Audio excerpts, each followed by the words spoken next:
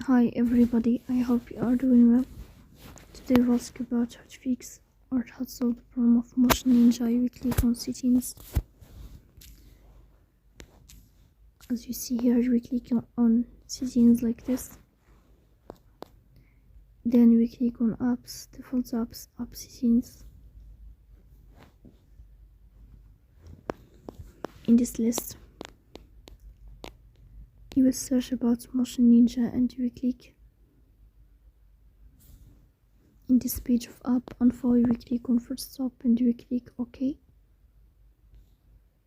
Here you will enter to storage. Then we click on clear cache. In the end, you will turn off your phone and you will restart your phone again to fix that problem. So please don't forget to support us by like and subscribe. See you next time.